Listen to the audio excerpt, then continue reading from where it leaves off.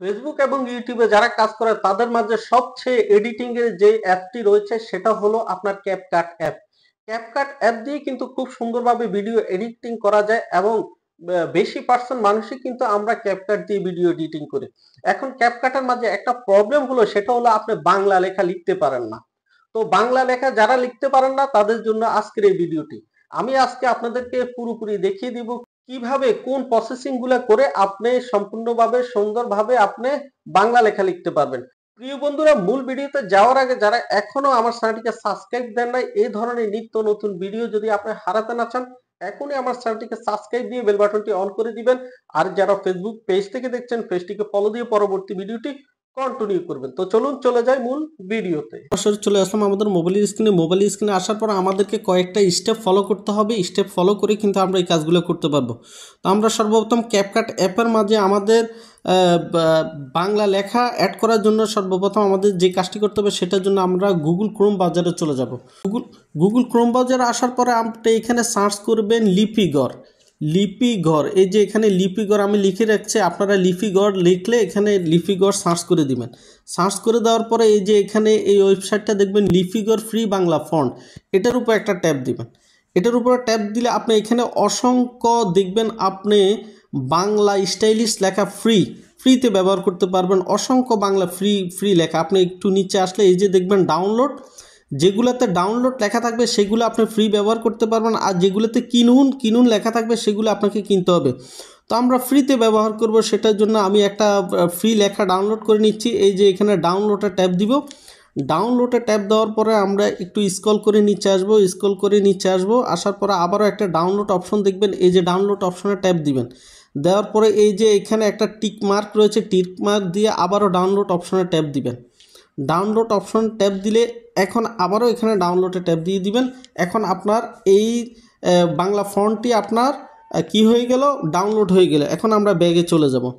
ব্যাগে গিয়ে আমরা চলে যাব এখন আমাদের মোবাইলে থাকা ডাউনলোড যে অপশনটি রয়েছে, আমরা মোবাইলের ডাউনলোড অপশনে ট্যাব দিব। ডাউনলোড অপশনে ট্যাব দেওয়ার পরে আমরা কিছুক্ষণ আগে যেটি আমরা কি করলাম, আমরা ডাউনলোড করে নিলাম, সেটাকে আমরা খুঁজে বের করব। তো সেটাকে আমরা এক্সপোর্ট করব। যে আমি এটা আমি খুঁজে বের করলাম, করার পরে আমাকে এখন এটাকে এক্সপোর্ট দিতে হবে। এটার উপরে ট্যাব দিয়ে এই যে নিচে দেখবেন এক্সপোর্ট নামে একটি অপশন রয়েছে, আমরা এক্সপোর্টে ট্যাব দিয়ে দিলাম। এক্সপোর্টে এই যে আবারও এক্সপোর্ট রয়েছে, এই এক্সপোর্ট করে দিলাম। এক্সপোর্ট করে দেওয়ার পরে এখন এটা একটা ফন্ট হয়ে গেল, এখন এটা একটা ফোল্ডার হয়ে গেল। এভাবে আমি কয়েকটি ফন্ট কিন্তু আমি আগে থেকে ডাউনলোড করে রেখেছি জাস্ট আপনাদেরকে দেখানোর জন্য। তো আমি এখান থেকে এখন বের হয়ে যাব।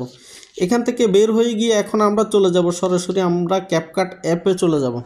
আমরা ক্যাপকাট অ্যাপে ট্যাব দিয়ে দিলাম। ক্যাপকাট অ্যাপে ট্যাব দেওয়ার পরে আমরা এখান থেকে একটা ভিডিও সিলেক্ট করে নিব। আমি একটা ভিডিও সিলেক্ট করে নিলাম।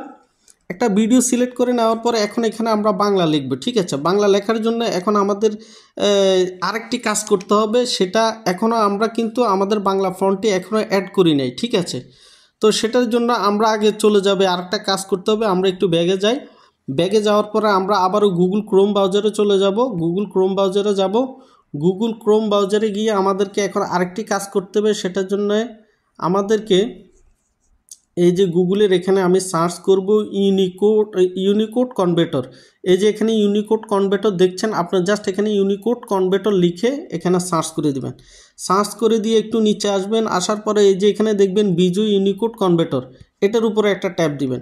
ট্যাব দিলে এখানে দুটি বক্স ওপেন হবে। আপনি উপরে বক্সের উপরে একটা ট্যাব দিয়ে এখানে লিখবেন, বাংলা লিখবেন। ঠিক আছে, আমি লিখে দিলাম আমার ভিডিওটি কেমন হয়েছে। ঠিক আছে, আমি লিখে দিলাম আমার ভিডিওটি কেমন হয়েছে। তো আমি এখানে লিখে দিলাম আমার ভিডিওটি কেমন হয়েছে। ঠিক আছে, লিখে দেওয়ার পরে আমি একটু জুম করে আপনাদেরকে দেখাচ্ছি। এখানে এই যে এখানে দেখুন লাল একটা চিহ্ন রয়েছে, ইউনিকোড থেকে বিজয়। এই যে প্রথমটা ইউনিকোড থেকে বিজয়, এটার উপরে একটা ট্যাব দিবেন। ট্যাব দিলে এখানে দেখুন বিজয় করে নিবে একটা কোড। এটাকে আপনি এই লেখাটাকে হুবহুব আপনি কি করে নেবেন, কপি করে নেবেন। আমি এটাকে কপি করে নিলাম। কপি করে আমরা এখন ব্যাগে চলে যাব। ব্যাগে এসে আমরা আবারও চলে যাব আমাদের ক্যাপকাটে।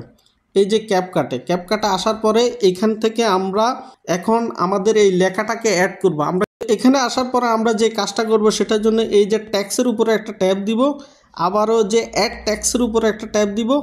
অ্যাড ট্যাক্সের উপরে ট্যাব দেওয়ার পরে এখন আমাদের যে কাজটি করতে হবে, যেই লেখাটা আমরা কপি করেছি এই হুবহুব লেখাটা এখানে আমরা পেস্ট করে দিব। পেস্ট করে দেওয়ার পরে দেখুন লেখাটা এখনও এভাবে রয়েছে। এখন আমাদের করতে হবে যে লেখাটা আমরা কিছুক্ষণ আগে ডাউনলোড করেছি সেটা অ্যাড করতে হবে। সেটার জন্য এই যে এখানে ফন্ট বলে অপশন দেখছেন, ফন্টের উপরে একটা ট্যাব দিবেন। ফন্টের উপরে ট্যাব দেওয়ার পরে আপনাকে এই যে এখানে অ্যাড ফন্ট বলে একটা অপশন দেখছেন, অ্যাড ফন্টের উপরে ট্যাব দিবেন। অ্যাড ফন্টের উপরে ট্যাব দেওয়ার পরে এই যে এখানে প্লাস একটা আইকন রয়েছে, এই প্লাস আইকনে আপনার ট্যাব দিবেন। প্লাস আইকনে ট্যাব দেওয়ার পরে আপনাকে এখন যে কাজটি করতে হবে সেটার জন্য আপনাকে এই যে এখানে ওই উপরে 3 ডট যে মেনু রয়েছে এটার উপরে ট্যাব দিবেন।